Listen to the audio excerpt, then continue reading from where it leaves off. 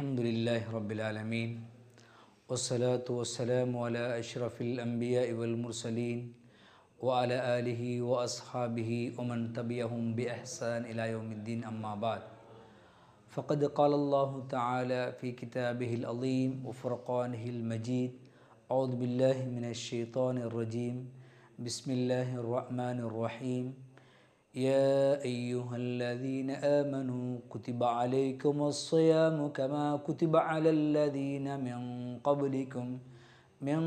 قبلكم لعلكم تتقون صدق الله العظيم. அன்பார்ந்த நேயர்களே, அல்லாஹ்வின் நல்லடியார்களே, வாரம் மர்ஹபன் யா ரமலான் என்ற நிகழ்ச்சியை டிஎம் நியூஸ் நேரலை நூடாக உங்களுக்கு நேரடியாக வழங்கி கொண்டிருக்கின்றது. அந்த வகையில் இன்றைய தினம் அந்த நிகழ்ச்சியில் நான் பங்கேற்பதையிட்டு மகிழ்ச்சி அடைகின்றேன். அல்ஹம்துலில்லாஹ். அல்லாஹ்வின் நல்லடியார்களே, அருமை சகோதரர்களே, நாம் இப்போது ஷஅபானுடைய பிந்திய 15 நாட்களில் இருக்கிறோம். நபி ஸல்லல்லாஹு அலைஹி வஸல்லம் அவர்கள் இந்த ஷஅபானுடைய பிந்திய நாட்கள் வந்துவிட்டால் ரமலானை பற்றி சஹாபாக்களுக்கு அந்த வருகின்ற நோன்பை பற்றி அடிக்கடி ஞாபகமூட்டக்கூடியவர்களாக இருந்தார்கள். ஏனென்றால் பரக்கத் பொருந்திய மாதம், பாவங்கள் மன்னிக்கப்படுகின்ற மாதம், நரக விடுதலை பெறுகின்ற மாதம், சுவனத்தை எமக்கு சொந்தமாக்கக்கூடிய சந்தர்ப்பத்தை வழங்கக்கூடிய ஒரு மாதம். அதை ஒவ்வொரு அடியார்களும் பயன்படுத்தி கொள்ள வேண்டும் என்பதற்காக அல்லாஹு தஆலா இப்படியான ஒரு சந்தர்ப்பத்தை தந்திருக்கிறான். அப்படி தந்த அல்லாஹ்வுக்கு நாங்கள் இந்த ரமலானை எந்த முறையிலே அதை வரவேற்க வேண்டும் என்கின்ற சில விடயங்களை இந்த இடத்திலே ஞாபகம் செய்வது சால பொருந்தும் என நான் நினைக்கின்றேன். அல்லாஹ்வின் நல்லடியார்களே, நபி ஸல்லல்லாஹு அலைஹி வஸல்லம் அவர்கள் சொன்னார்கள், ஒவ்வொரு வியாழக்கிழமையும் அடியார்கள் செய்கின்ற நல்லமல்கள் அல்லாஹ்விடத்திலே சமர்ப்பிக்கப்படுகின்றது. அல்லாஹு தஆலா அந்த வேளையிலே அவற்றை கபூல் செய்து கொள்கின்றான். ஆனால் இந்த அமல்கள் சமர்ப்பிக்கப்படுகின்ற அந்த சந்தர்ப்பத்திலே மலக்குகள் சொல்கிறார்கள், யா அல்லாஹ், இன்ன அடியான் இன்ன அமல் செய்திருக்கிறார், ஆனால் கானத் பைனஹு வ பைன அஹீஹி ஸஅனா, இன்ன அடியானுக்கும் இன்னாருக்கும் இடையிலே உறவு முறிவு இருக்கிறது, அவர்கள் தங்களுடைய உறவை முறித்த நிலையில் நல்லமலை செய்திருக்கிறார்கள். யா அல்லாஹ், அப்படிப்பட்ட அந்த மனிதர்களுடைய விடயத்தை எவ்வாறு கையாள்வது என்று மலக்குகள் அல்லாஹ்விடத்திலே கேட்கின்ற பொழுது அல்லாஹு தஆலா சொல்லுகிறானாம், அல்லாஹ்வுடைய தூதர் ஸல்லல்லாஹு அலைஹி வஸல்லம் சொன்னார்கள், ஃபத்ருக்குஹுமா ஹத்தா யஸ்தலிஹா, பேசாமல் வெறுப்போடு இருக்கின்ற அவர்கள் 2 பேருடைய நல்லமல்களை அப்படியே விட்டு வையுங்கள், அதனை பதிவு செய்ய வேண்டாம். அவர்கள் எப்போது தங்களுக்கு மத்தியில் ஒரு சமரச உறவை ஏற்படுத்தி கொண்டு மீண்டும் பழைய நிலைமைக்கு திரும்புகிறார்களோ அதுவரைக்கும் அவர்களை நீங்கள் விட்டு வையுங்கள் என்று அல்லாஹு தஆலா கூறிவிட்டதும் மலக்குகள் அந்த வெறுப்போடு பேசாமல் உறவுகளை துண்டித்த நிலையில் இருந்தவர்களை அவர்களுடைய அமல்களை பதிவு செய்யாமல் விடுகிறார்கள், அவர்கள் மீண்டும் ஒன்று சேரும் வரைக்கும். ஆக அல்லாஹ்வின் நல்லடியார்களே, அருமை சகோதரர்களே, இந்த ஹதீஸ் நமக்கு ஒன்றை புலப்படுத்துகின்றது. ஒருவர் அல்லாஹ்வோடு நெருங்கிய எந்த அமலை அல்லாஹ்வுடைய சன்னிதானத்துக்கு அனுப்பினாலும் அது அங்கே தொங்கு நிலையில் ஏற்றுக்கொள்ளப்படாமல் கபூலியத் இல்லாமல் தொங்கு நிலையில் இருப்பதை நாம் பார்க்கிறோம். இப்போது ரமலான் வர இருக்கிறது.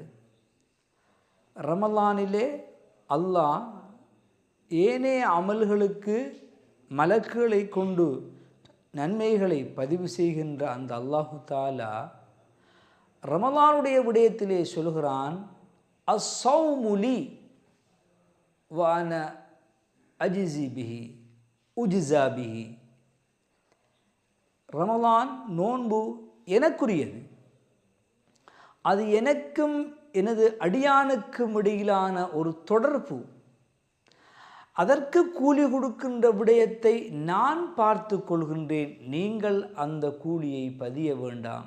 அதற்குரிய அந்த கூலியுடைய அளவு அது என் பக்கம் இருக்கிறது, எனவே அந்த அடியானை விட்டு விடுங்கள், நான் அதற்குரிய கூலியை வழங்குகிறேன் என்று அல்லாஹ் நோன்புக்கு மாத்திரம் அல்லாஹ் கூலியை பொறுப்படுத்தியிருக்கின்றான் என்றால், உண்மையிலே இந்த நோன்பு என்பது ஏனைய அமல்களை விட விசேடமானது என்பதற்காகத்தான் அப்படி அல்லாஹு தாலா பொறுப்படுத்தியிருக்கின்றான். அன்பின் அல்லாஹ்வின் நல்லடியார்களே, அருமை சகோதரர்களே, மூசா அலைஹிஸ்ஸலாத்து வஸ்ஸலாம் அவர்கள் அல்லாஹ்வை சந்திப்பதற்காக தூர் சினாய் மலை அடிவாரத்துக்கு அல்லாஹு தாலா அவர்களை அழைத்திருந்தான். அழைப்பதற்கு முன்னர் அல்லாஹு தாலா மூசா அலைஹிஸ்ஸலாம் அவரிடம் சொன்னான், மூசாவே, நீங்கள் 30 நாட்கள் நோன்பு பிடிக்க வேண்டும். அல்லாஹு தாலா சூரா அராஃபிலே இந்த செய்தியை சொல்கிறான், வவாஅதுனா மூசா ஸலாஸீன லைலத்தன் வஅத்மம்னாஹா பிஅஷ்ரின் ஃபதம்ம மீகாத்து ரப்பிஹி 40 லைலா. அதாவது, என்னை நீ சந்திக்க வருவதற்கு முன்னர் உமக்கு நாம் கொடுக்கப்பட இருக்கின்ற அந்த வேதத்தை வழங்குவதற்கு முன்னர் நீங்கள் 30 நாள் நோன்பு பிடிக்க வேண்டும் என்று அல்லாஹு தஆலா மூசா அலைஹிஸ்ஸலாம் அவர்களுக்கு கட்டளையிட்டான். இதை கேட்ட மூசா அலைஹிஸ்ஸலாம் அவர்கள் 30 நாட்கள் நோன்பு பிடித்தார்கள். 30 நோன்பை நிறைவு செய்த நிலையிலே குளித்துவிட்டு நறுமணம் பூசிக்கொண்டு அவருடைய வாயும் நறுமணமாக இருக்க வேண்டும் என்பதற்காக அவர் நறுமணங்களை, அழகான வாசம் வரக்கூடிய அந்த வாசனைகளை அவர் வாயிலே இட்டு மென்றவராக அல்லாஹ்வை சந்திக்க அவர் வெளிக்கிட்டு சென்றார். அல்லாஹு தஆலா இந்த நிலையிலே வந்த மூசா அலைஹிஸ்ஸலாம் அவரிடத்திலே என்ன சொன்னான் தெரியுமா? மூசாவே, உனக்கு நான் கண்ணியமாக வழங்க இருந்த அந்த வேதத்தை நீ என்னிடத்திலே வந்து பெறுவதற்கு முன்னர் நீ நோன்பாளியாக இருக்க வேண்டும். அந்த நோன்பாளியுடைய வாயுடைய அந்த வாடை மூலம் என்னை நீ சந்தித்திருக்க வேண்டும். அதற்காகத்தான் நோன்பை நான் உமக்கு கடமையாக்கினேன். ஆனால் இன்றைய தினம் நறுமணத்தோடு வந்திருக்கிறாய்.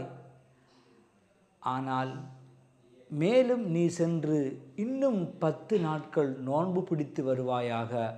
40 லைலா, மொத்தமாக 40 நோன்புகளை பூர்த்தி செய்து விட்டு வருவாயாக என்று அல்லாஹ் கூறியதும், திரும்பி வந்த மூசா அலைஹிஸ்ஸலாம் அவர்கள் 10 நோன்பை பிடித்தவராக அந்த 40வது நோன்பை வாயிலே வைத்து கொண்டுதான் தூர் சினாய் மலைக்கு சென்று அந்த அல்லாஹ்வுடன் பேசி அவருக்கு அல்லாஹ் வழங்கிய அந்த தௌராத் வேதத்தை அவர் பெற்றுக்கொண்டதாக வரலாறு கூறுகிறது. ஏனென்றால் ஒரு நபியுடன் பேசுகிற பொழுது அல்லாஹ் விரும்பியது நோன்போடு. அந்த நோன்புடைய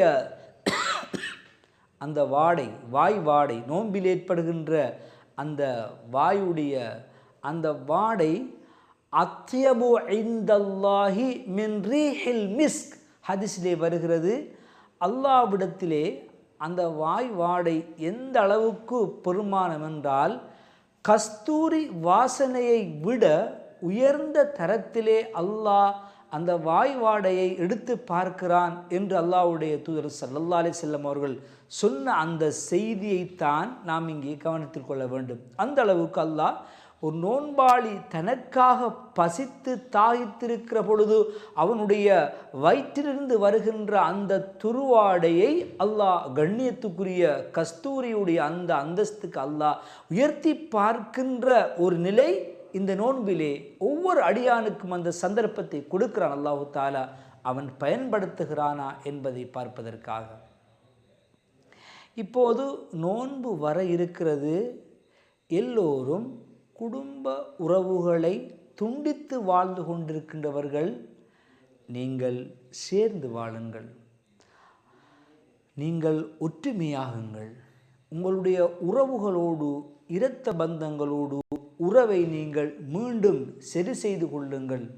ஏனென்றால் அல்லாஹு தாலா அல் குர்ஆனில் ஒரு வசனம் சொல்லுகிறான், வயக்தஊன மா அமரல்லாஹு பிஹி, அவர்கள் அல்லாஹ் கடமையாக்கிய ஃபர்லு ஐன் கட்டாயமாக்கிய அந்த இரத்த உறவை அவர்கள் துண்டித்திருக்கிறார்கள், துண்டித்து வாழ்ந்து கொண்டிருக்கிறார்கள் என்று அல்லாஹ் கூறிவிட்டு இவர்களுக்கு அல்லாஹ்வுடைய பக்கமிருந்து என்ன கிடைக்கிறது என்பதையும் அவன் தொடர்ந்து சொல்கிறான், உலாஇக லஹுமுல் லஅனது, இப்படி குடும்ப உறவுகளையும் இரத்த பந்தங்களையும் துண்டித்து கொண்டு யாரெல்லாம் இருந்தார்களோ அவர்களுக்கு அல்லாஹ்வுடைய சாபம் இறங்குகிறது.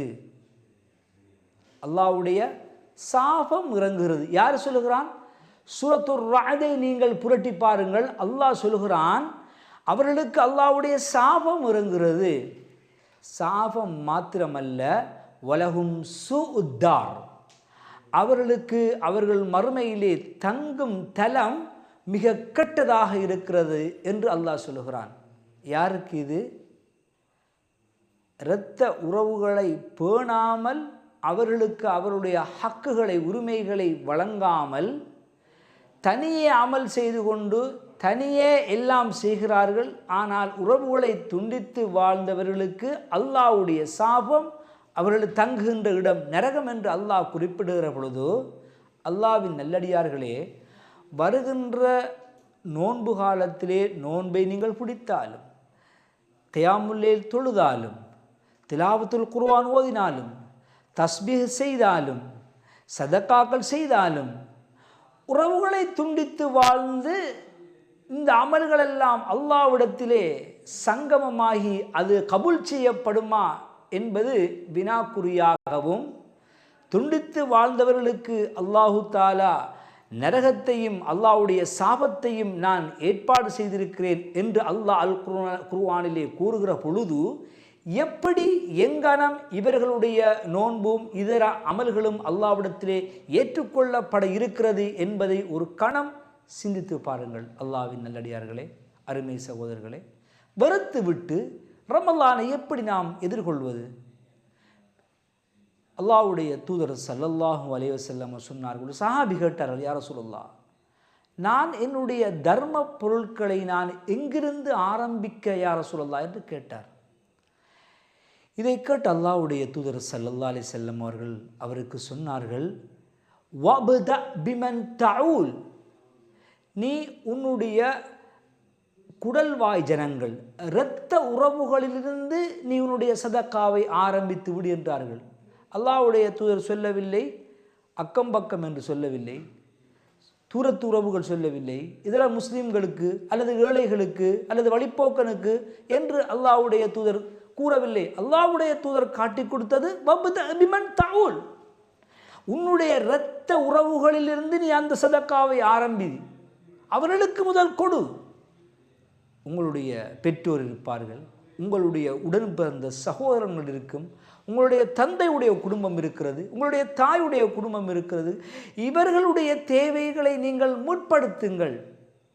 நபி ஸல்லல்லாஹு அலைஹி வஸல்லம் சொன்னார்கள், வல்லாஹு ஃபீ அவுனில் அப்தி மா கானல் அப்து ஃபீ அவுனி அஹீஹி, ஒரு அடியான் ஒரு அடியான் இன்னொரு அடியானுக்கு உதவி செய்யும் காலமெல்லாம்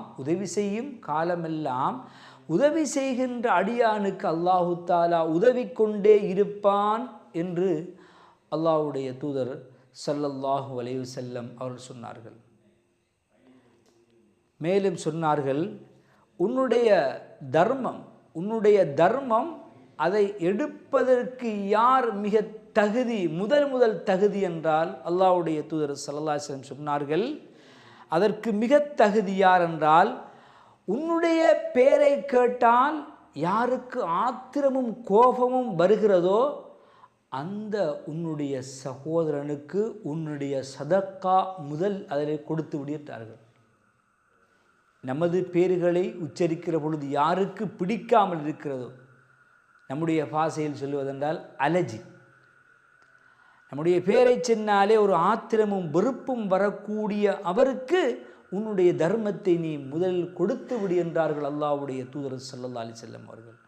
சொன்னார்கள் நபி அவர்கள், அப்படி நீ கொடுப்பதன் மூலம் அவனுடைய இதயத்தில் உன்னை பற்றி இருக்கின்ற அந்த அழுக்குகளை இந்த சதக்கா கழுவி துப்புரவாக்கி உனக்கும் அவனுக்கும் இடையில் இருக்கின்ற அந்த கசப்புணர்வுகளை நீக்கி சகோதர வாஞ்சையை உண்டு பண்ணுவதற்கு இந்த தர்மம் ஒரு மூலக்காரணியாக இருக்கிறது என்று அல்லாஹ்வுடைய தூதர் ஸல்லல்லாஹு அலைஹி வஸல்லம் அவர்கள் சொன்னார்கள்.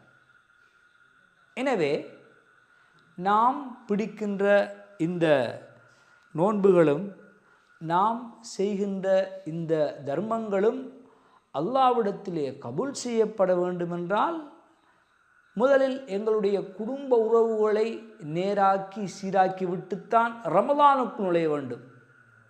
இன்னொரு ஹதீஸை நான் உங்களுக்கு இந்த இடத்திலே பதிவு செய்ய விரும்புகின்றேன். என்னென்றால், அல்லாஹ்வுடைய தூதர் ஸல்லல்லாஹு அலைஹி வஸல்லம் சொன்னார்கள், லைஸல் வாஃபி பில் முகாஃபி.